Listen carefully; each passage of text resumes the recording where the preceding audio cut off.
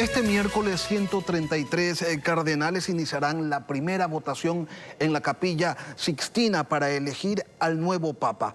El jefe de la Iglesia deberá ser electo por 2/3 de los votos, es decir, al menos 89. Este proceso está imbuido por un carácter espiritual y para que nos ayude a entender lo que va a ocurrir en estos días, hacemos contacto con el cardenal Luis Cabrera. Cardenal, gracias por acompañarnos. Queremos, más allá de las dimensiones de la fe, conocer cuáles son los aspectos que inciden en este proceso, en esta elección. Buenos días, buenas tardes, allá en Roma. Bienvenido a Contacto Directo. Muchísimas gracias por esta oportunidad de poder dialogar con usted y a través de este canal tan importante para Ecuador, con ese público que siempre está no solamente en oración, sino a la expectativa. Bueno, le comento que estos días de preparación para mí han sido una gran oportunidad para conocer lo que llamamos la catolicidad, esa universalidad. Una iglesia que está en los 5 continentes, de una diversidad de culturas, de etnias, de formas, realmente algo extraordinario para mí. Es la primera vez que estoy. Momentos de oración, momentos de reflexión, momentos de diálogo. Y le comento que hay un ambiente de mucha serenidad, de mucha cordialidad, yo diría también de mucha confianza y esperanza.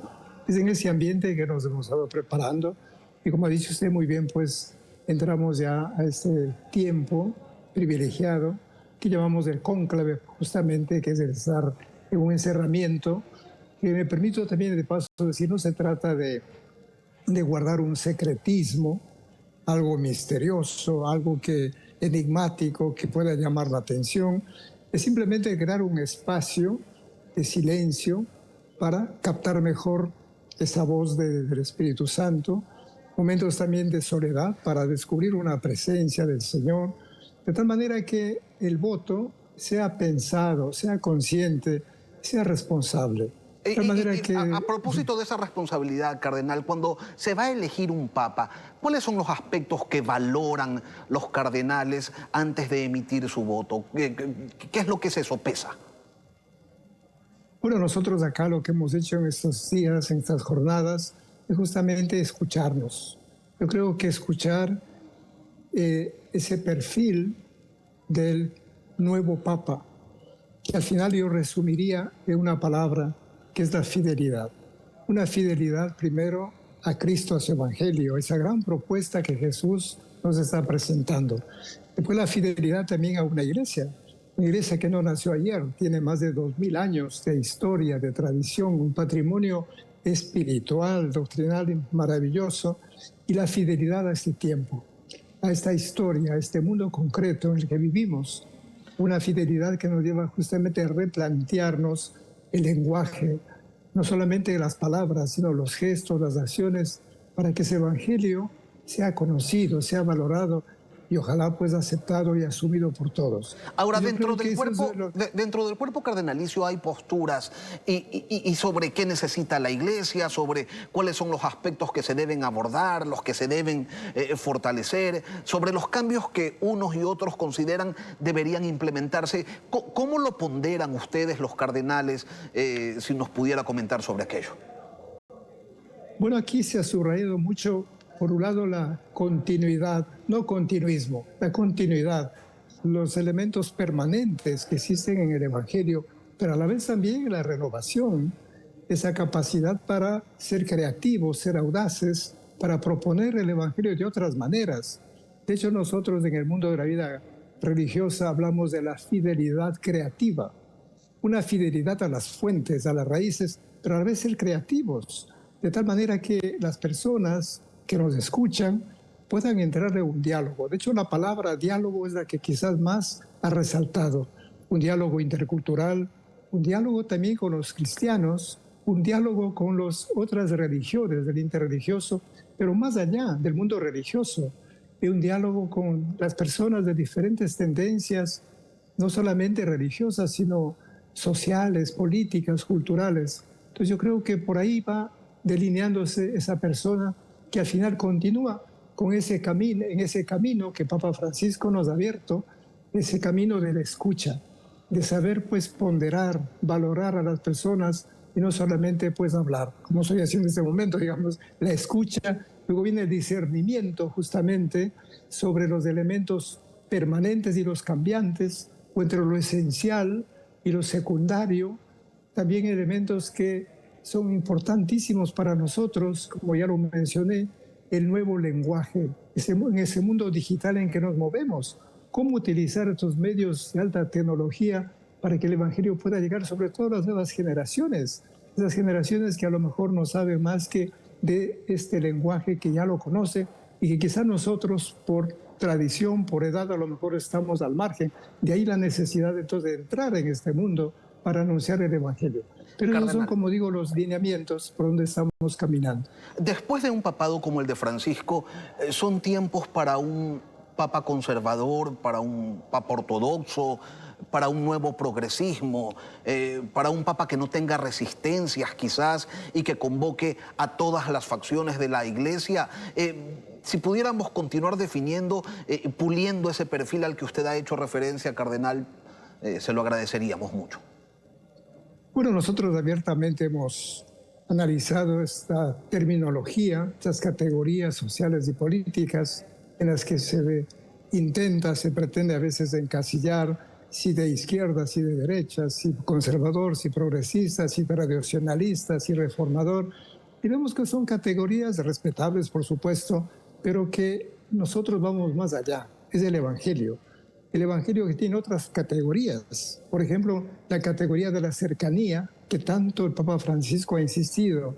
Esa categoría de la mirada, de la escucha, esa categoría de la compasión, del sentir con el otro, vibrar con el otro y a la vez de la acción. Entonces son otras categorías que nos llevan, como ve, a tratar de llevar adelante para salir de esos moldes que a veces se les quiere encasillar, que repito, pues de esas especies de polarización. Yo creo que aquí en el diálogo que hemos tenido se ha hablado abiertamente. A partir del Concilio Vaticano II, por ejemplo, se decía cómo el Papa Juan Pablo II, después del Papa Benedicto, el mismo Papa Francisco, lo que han hecho es ir desarrollando, haciendo operativa esa doctrina. Por decir, el Papa Francisco insistió muchísimo en la misericordia, en esa iglesia con esas metáforas maravillosas, la iglesia de las puertas abiertas, para que todo el mundo tenga acceso, que nadie sea excluido. O también otra metáfora muy buena, lindísima también, de la mesa, donde todos podemos sentarnos a conversar como hermanos, como amigos, superando. Y también otra metáfora del camino, de salir, de ir hacia las periferias, no solamente geográficas, sino existenciales, capaces de encontrarnos con las personas, no tener miedo al otro, al diverso, aquel que piensa diferente a nosotros o aquel que tiene otras opciones. Entonces son estas categorías, como ven, que van más allá de esas categorías, repito, pues sociopolíticas que nacieron, como sabemos, en el siglo XIX, siglo XX, pero nosotros vamos hacia el Evangelio y a partir del Evangelio entonces se ilumina y es más fácil el encuentro. Y ahí pues personas de diferentes regiones, como ya decía, porque hay tantas formas de vivir el Evangelio, de vivir Cardenal, la misma fe.